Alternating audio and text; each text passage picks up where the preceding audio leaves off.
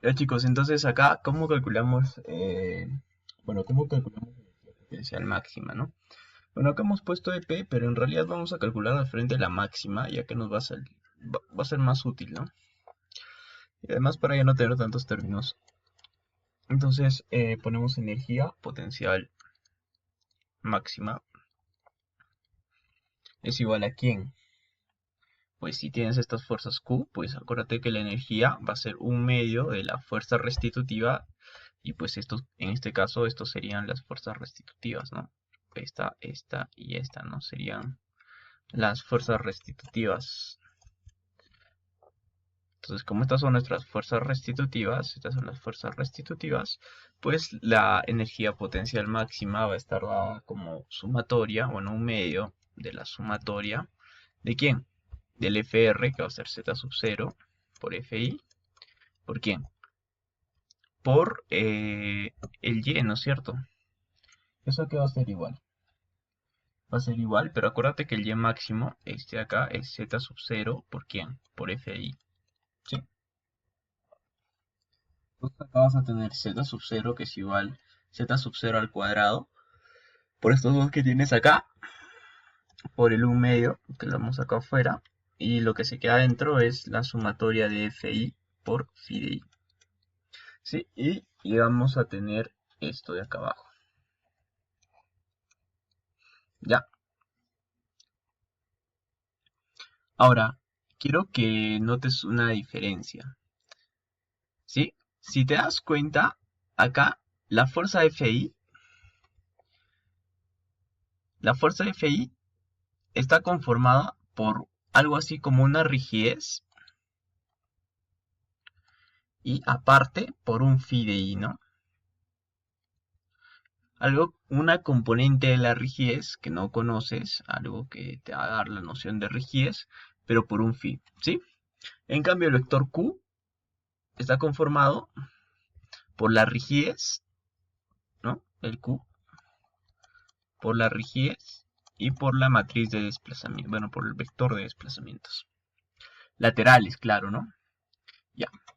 Bueno, entonces acá, ¿qué es lo que hacemos? Hacemos lo mismo que hicimos hace rato, o bueno, no me acuerdo en qué clase, en el que decimos, ¿no? La energía potencial máxima, por estos dos, la energía cinética máxima es igual a quién? A la energía potencial máxima, ¿no? ¿De dónde vamos a obtener lo siguiente?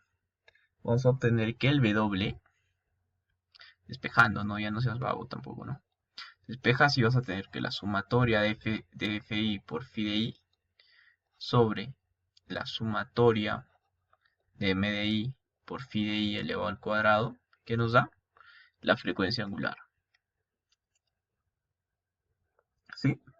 Y pues tenemos estos dos casos, ¿no? Sin embargo, también puedes plantear esto con fuerzas, o sea, con las cargas Q, ¿no? Pero, bueno, acá está la nota importante 1, que nos dice que Q de 1 nos da un desplazamiento de D1 y F de I nos dará un desplazamiento Q de I, phi de I, ¿no? Importante que tengan esto en consideración. Ahora, otra cosa importante, como les mencionaba, es que tú también puedes trabajar con fuerzas. ¿Sí? Entonces, si trabajas con fuerzas reales, como te lo marco acá, fuerzas reales, los desplazamientos van a estar en qué? No van a estar, ¿qué cosa? Normalizados, ¿no? Es decir, vas a tener un desplazamiento random. Y la forma en la que vas a calcular esto va a ser de la siguiente forma, ¿no? W es igual a sumatoria FCI por DDI. ¿Y por qué puedes hacer esto de acá? ¿Por qué se puede hacer esto? Eso lo vamos a explicar ahorita cuando hablemos del método de flexión estática, pero se basa más o menos en lo siguiente. Si tú tienes un FI real o imaginario, bueno, no es imaginario, ¿no? Ya mira, si tú tienes un FI real, tú vas a tener como consecuencia de ese FI real un DDI real, ¿no es cierto? Pero recuerda que estamos todavía en el tramo en donde podemos aplicar una ley famosísima y es la ley de Hooke. Entonces, gracias a Hooke, nosotros podemos decir lo siguiente. Nosotros decimos que alfa de f de i nos va a producir alfa de delta de i. ¿Sí?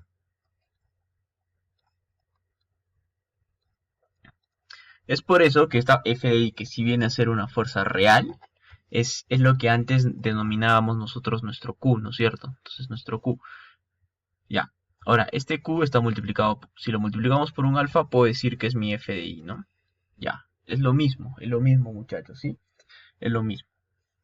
Entonces es por eso que nosotros ahora podemos reemplazar fuerzas reales dentro de esta ecuación.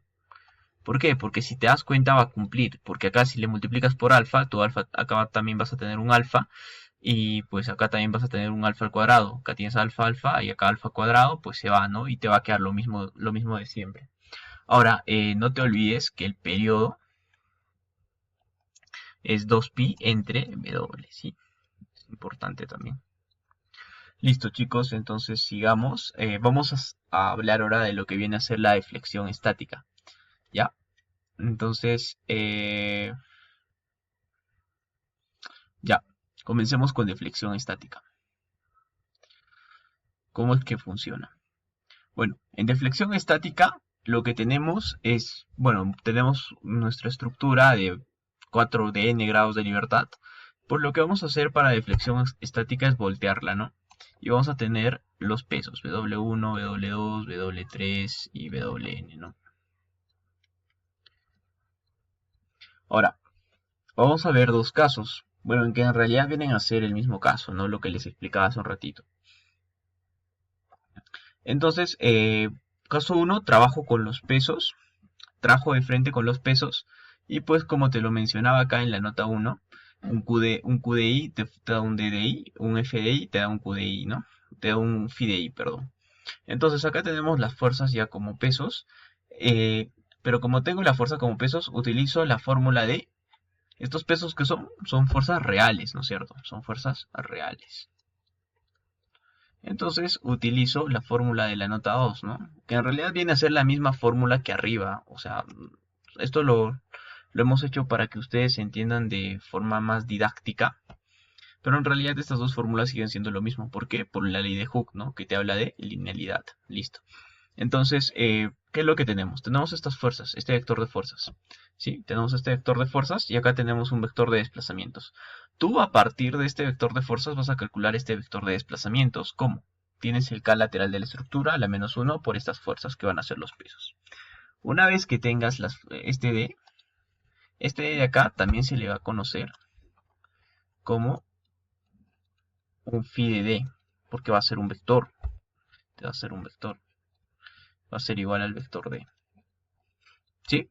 Y a partir de esto, de este phi de D, vas a hallar el vector phi normalizado. ¿Cómo? A cada una de tus componentes, por ejemplo, el phi de 1 lo vas a dividir entre el phi de D máximo. ¿Sí? Por ejemplo, el phi de 2 lo vas a dividir entre el phi de D máximo. Y así para todas las componentes, ¿sí? Listo.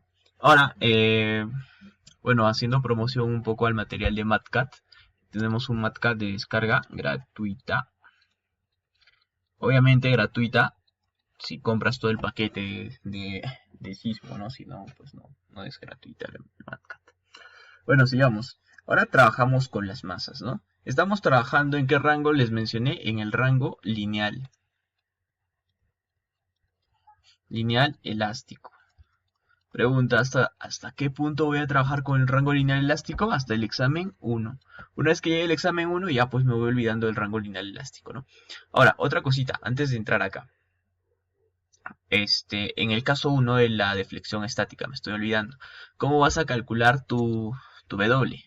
Tu W, tu frecuencia angular circular, va a seguir siendo la sumatoria de los FIs, ¿por quién? Por los FIDIs, ¿sí? Sobre la sumatoria de las masas de I por el phi de I elevado al cuadrado, ¿sí? No te olvides eso, es importante.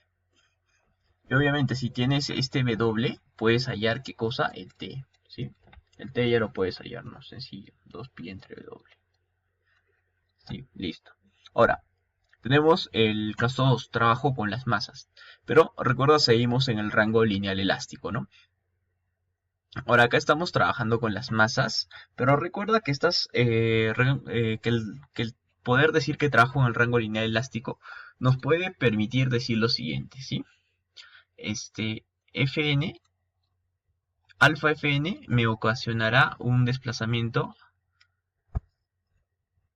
alfa de dn, ¿sí? Lo mismo por acá, una fuerza, qué sé yo, de d2 y acá un desplazamiento alfa de d1 que van a ser ocasionados por una fuerza alfa de alfa F2 y una fuerza alfa F1, ¿sí? Va a ser lo mismo y cuando reemplaces acá, bueno, ahora casi vamos a hacer la demostración, pues vamos a obtener lo siguiente. Vamos a obtener lo siguiente, ¿no? Entonces esto lo traigo por acá y cuando tengas tu frecuencia angular, ¿qué vas a tener? Vas a tener la sumatoria de FCI, pero acuérdate que FCI vienen a ser los pesos. En este caso vamos a trabajar con las masas, ¿ya? Entonces antes de hacer esto vamos a definir nuestro vector de fuerzas, ¿no? Acá arriba ya lo habíamos definido, acá te dije que eran los pesos, que eran reales, pero acá vamos a definir nuestro vector de fuerzas. Nuestro vector de fuerzas, para este caso, va a ser el siguiente. Va a ser la masa 1, masa 2, así, hasta la masa n, ¿no? ¿Por qué puedo hacer eso? Porque acuérdate que el peso es la masa por la gravedad. ¿Sí? Pero si te das cuenta, por este principio, este de acá sería un alfa, ¿sí? Entonces, da lo mismo, ¿por qué? Porque cuando entremos a esta fórmula vas a darte cuenta de algo. Este F ahora va a ser, mira, este alfa puede ser G y este alfa a la vez puede ser otra cosa, ¿no? O puede ser, por ejemplo, a ver acá. Nosotros hacíamos esto, ¿no? Para un FI sería el peso I, que sería la masa I por la gravedad. Listo. Ahora, ¿qué pasa si multiplico por un alfa? Pero yo te digo que alfa es igual a 1 entre G. Entonces, ¿qué vas a tener? Vas a tener alfa FI es igual a ¿quién? A M1, ¿sí? O MI en general, ¿no? Entonces, cuando reemplaces acá, ¿qué vas a tener? Vas a tener alfa FI1 y así hasta tener alfa FN, ¿no? Pero si tengo alfa FI hasta alfa FN, pues ¿qué voy a tener? Voy a tener mi matriz de desplazamientos y mis desplazamientos van a ser ¿quiénes? Va a ser alfa de D1 hasta alfa de DN. Entonces cuando reemplace acá, ¿qué voy a tener? Mira, vamos a demostrar que vamos a llegar a lo mismo. Tenemos W, la frecuencia angular es igual a ¿quién? A la sumatoria de ¿quién? De FCI, de todos los FCI, pero va a ser, en general van a ser alfa FI, ¿por quién? Por el desplazamiento que te va a ocasionar ahora, que va a ser alfa de N, que bueno, da igual que sea N o I, alfa de I, ¿sobre quién? Sobre la sumatoria de las masas I por el alfa de DI elevado al cuadrado, ¿no? Sería alfa elevado al cuadrado por DDI elevado al cuadrado. Y te das cuenta que los alfas se van, ¿no? Entonces, este caso 2 de trabajar con masas para el caso de deflexión estática, en realidad te debería dar lo mismo porque vas a volver a la misma fórmula que va a ser sumatoria de FI por DDI sobre sumatoria de MI por DDI elevado al cuadrado, ¿sí? Vuelves a lo mismo. Entonces, como vuelves a lo mismo, te debería dar lo mismo, ¿no? Pero de todas formas se los estamos explicando para que no tengan complicaciones y no se pierdan, más que todo, que acá sabemos que la teoría es un poquito pesada, pues entonces ya, para que la tengan más clara, ¿no? Bueno chicos, eso sería todo por el video del día de hoy. No se olviden de seguirnos en nuestras redes sociales, en YouTube estamos como PAC Ciencias, colgamos material gratuito ahí de acceso libre, estés o no estés matriculado, con pues con resolución de exámenes pasados o parte teórica para lo que viene a ser sismo, ¿no? Bueno chicos, nos vemos en un próximo video de PAC Ciencias. Cuídense, chau chau.